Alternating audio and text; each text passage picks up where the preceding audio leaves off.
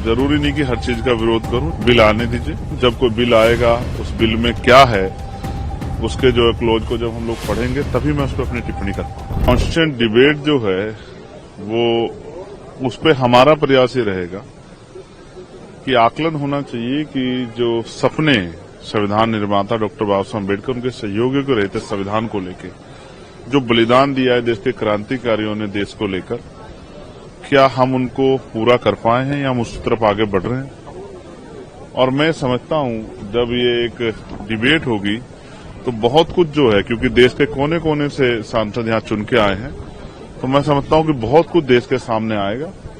Parliament के जरिए जिसको जो है शायद लोग न जान पाए। मेरा तो बहुत अच्छा जो है, क्योंकि मैं एक वकील भी हूं और कॉन्स्टिट्यूशन पे मेरा जो है एक अच्छा जो है हमेशा जो है ये रहा है कि कॉन्स्टिट्यूशन पे चर्चा जरूरी है और कॉन्स्टिट्यूशन के मूल्यों को जो है समझना जरूरी है। देश के एक बहुत बड़ा तबका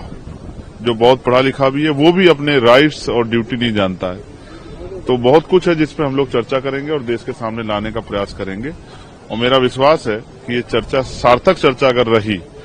तो इससे नौजवानों को और नई आने वाली जनरेशन को बहुत कुछ जानने समझने का मौका मिलेगा। Cabinet approve one nation one election, bill आने दीजिए।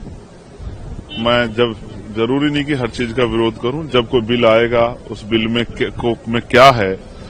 उसके जो है क्लोज को जब हम लोग पढ़ेंगे तभी मैं उस पर अपनी टिप्पणी कर पाऊंगा। देख, सुप्रीम कोर्ट ने जो निर्णय लिया कि जो मंदिर मस्जिद के लेकर कोई भी अब आती है तो उसको नहीं, एक ठहराव जरूरी था और सर्वोच्च न्यायालय की तरफ सबकी निगाह थी। ये ठहराव नहीं होगा तो रोज जो है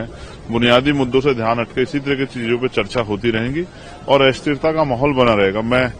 सर्वोच्च न्यायालय की प्रशंसा करता हूं कि जो जहां उम्मीदें खत्म होती है सर्वोच्च न्यायालय अक्सर जो है उन उम्मीदों को दोबारा जिंदा रखने का प्रयास करता है। इसलिए सर्वोच्च न्यायालय का धन्यवाद। और भविष्य में भी जो है जाति, धर्म, भाषा, स्थान के आधार पर गैर बराबरी जो हो रही है उस गैर बराबरी के खिलाफ बराबरी का जो है संदेश माननीय सर्वोच्च न्यायालय से आता रहे और इस तरह के जो डिस्टर्बिंग एलिमेंट हैं जो देश का माहौल खराब करना चाहते हैं, देश का माहौल बिगाड़ना चाहते हैं, उन पे जो है अंकुश लगे, इसका भी मैं जो है सर्वोच्च न्यायालय से प्रार्थना करता हूं। जो इलाहाबाद जज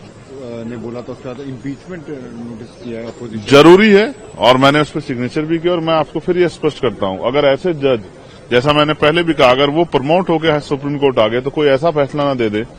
जिसका नुकसान जो है देश को एक बड़ी क्षति के रूप में उठाना पड़े।